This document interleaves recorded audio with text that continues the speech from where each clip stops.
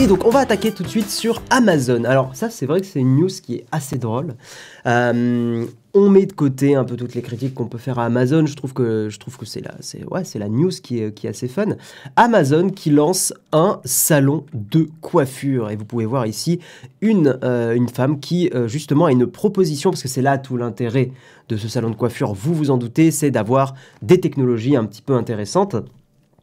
J'ai l'impression que le chat est en emote only, hein. J'ai dit de mettre kappa et c'est parti en couille, hein. Très très vite. Donc ouais, Amazon qui lance un salon de coiffure avec plein de fonctionnalités intéressantes.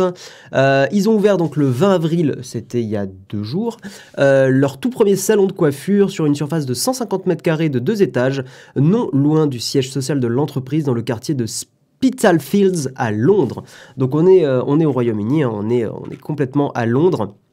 Ça s'appelle le Amazon Salon, Amazon Salon, j'imagine, parce que c'est pas Saloon, hein, on n'est pas au Far West, c'est l'Amazon Salon. Je sais pas quelle est exactement la prononciation en anglais, Salon en français, je sais pas comment il le prononce, parce qu'il pourrait très bien le prononcer à la française aussi, comme un rendez-vous, typiquement. C'est bien donc le nom de ce salon de coiffure, c'est un salon d'un nouveau genre, blablabla, c'est estampillé Amazon un petit peu partout, vous vous en doutez bien, c'est aussi une vitrine technologique, hein, pour Amazon. Les clients auront par exemple la possibilité de tester différentes couleurs de cheveux virtuellement grâce à de la réalité augmentée.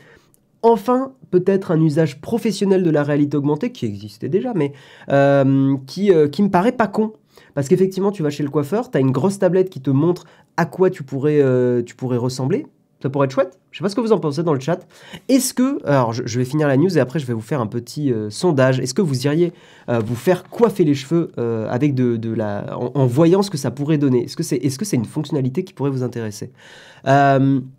Donc il y a de la réalité augmentée pour voir ce à quoi vous allez ressembler, mais il y a aussi une autre technologie pour évidemment vous pousser à l'achat, qui s'appelle du Point and Learn. Celle-ci permet de pointer un produit qui intéresse le client, donc vous pouvez faire « je veux ça » à l'aide d'un smartphone ou d'une tablette devant une étagère, enfin donc plutôt comme ça, j'ai pas j'ai le téléphone, vous pourrez faire « je veux ça » bam, avec le téléphone.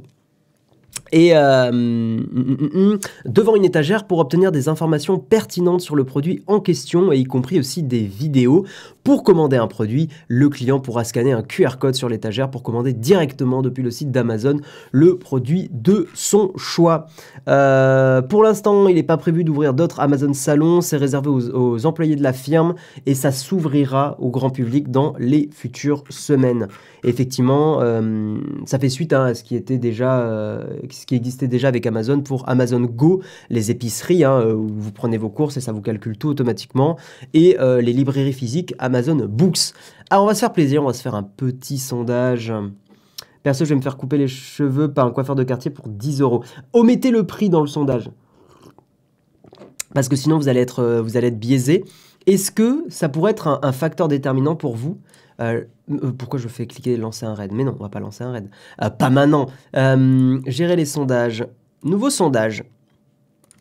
De la réalité augmentée chez le coiffeur. Voilà, je mets de l'inclusif, comme ça en plus ça va titiller partir en couille dès le début. Non, c'est juste moins chiant pour moi là pour faire le sondage, on a un nombre de caractères limité. Chez le coiffeur ou la coiffeuse. Réponse. Oui. J'aimerais. Non. Osef. Osef, ça veut dire on s'en fout. Oui, j'aimerais. Non. Osef. Vous avez 2 minutes pour répondre. Donc let's go, le sondage est démarré. De la réalité augmentée chez votre coiffeur ou votre coiffeuse, est-ce que c'est un truc qui vous ferait kiffer ou pas? Voilà, je veux voir un petit peu vos avis là-dessus, parce que ça peut être c'est rigolo, tout simplement. Moi, j'avoue que je trouve que ça pourrait être sympa, parce que ça fait plein de fois où je me dis qu'il y a des coupes qui pourraient être cool. Parce que oui, encore des feux, c'est pas parce que j'ai une casquette qu'il n'y a plus de feux. Non, très honnêtement, il y a des coupes que j'ai jamais tenté par un peu peur d'être ridicule, parce que c'est difficile, je trouve, de changer de coupe complètement. Et c'est vrai que voir ma tête avec peut-être une couleur de cheveux différente, avec une coiffure différente, ça serait rigolo. Et c'est un des apports de la technologie. Vous savez, quand il y a dans les keynotes d'Apple... Ah non, j'ai dit que j'en parlais pas, pardon. Quand il y a dans les keynotes de Google... ou Samsung ou Microsoft, des gens qui ont leur tablette qui sont en mode waouh, la réalité augmentée, je joue à Minecraft, ça a l'air juste chiant à mourir. Mais par contre, quand effectivement c'est un usage professionnel comme celui-là, on peut l'envisager dans l'architecture aussi, mais quand c'est des usages pro et tangibles, ça me paraît intéressant. Moi j'étais blonde avant, j'avoue que quand je vais chez ma coiffeuse, je lui dis rien de particulier, c'est elle qui choisit 100% confiance. Ah ouais, t'as confiance. Bah après quand tu connais bien ton coiffeur ou ta coiffeuse. Pour l'instant c'est serré, hein. Le oui, j'aimerais c'est 45% et le non Osef c'est 55%. Donc vous êtes quand même à peu près une personne sur deux à se dire que ça pourrait être cool. Ok. Salut Camille, bienvenue à toi. En vrai pour tester la VR, pourquoi pas. C'est pas de la VR, attention, hein, c'est de la réalité augmentée, c'est pas la même chose. La VR, tu as un casque et tu es immergé dans un monde différent et c'est incroyable. Si vous avez jamais testé la VR, c'est quand même très chouette. J'allais faire un insert dégueulasse. Non mais on n'est pas dans le shop, putain, je peux pas... Bon, si, je le fais. Désolé, Jérôme. Hein, mais vous savez, sur le vide-grenier, si vous êtes contributeur... Mais ça va, ça met en avant la contribution. Si vous contribuez sur Patreon ou sur un sub Twitch, on a le vide-grenier Nowtech. Et ça, c'est vachement intéressant. Et je vends mon Oculus Rift que je n'utilise tout simplement pas. Et vous le savez qu'on n'arrête pas de vous dire que quand il y a des objets tech qui traînent chez vous, c'est dommage. Je vends mon premier Oculus Rift qui marche très très bien.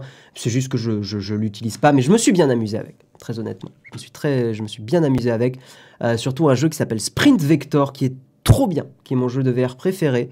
Si vous avez jamais essayé Sprint Vector, s'il y a des amateurs de VR ici, ou des amatrices, n'hésitez pas, c'est trop bien. Et voilà, oui, ça c'est un des avantages de contribuer, bien sûr, c'est d'avoir accès au vide-grenier.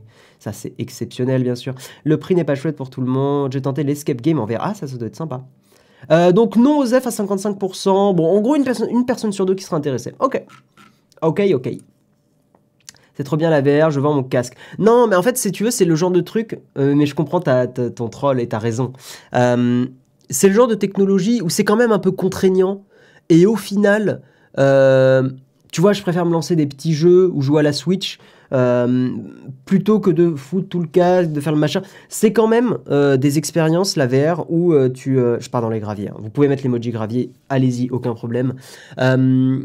C'est quand même des expériences qui sont un petit peu contraignantes, qui sont pas encore... Il y a encore de la friction, si tu veux, donc...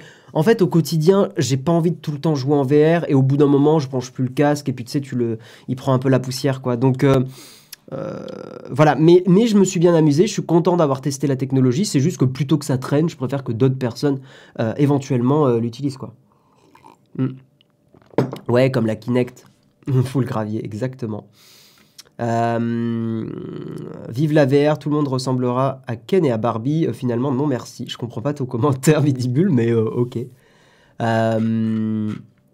Mais attention, hein, qu'on ne confonde pas, hein. Là on parle bien avec Amazon Salon de réalité augmentée. C'est-à-dire que vous voyez la réalité, mais il y a un truc par-dessus qui a été rajouté. La VR, c'est vous êtes complètement dans un monde virtuel, tout est généré en 3D.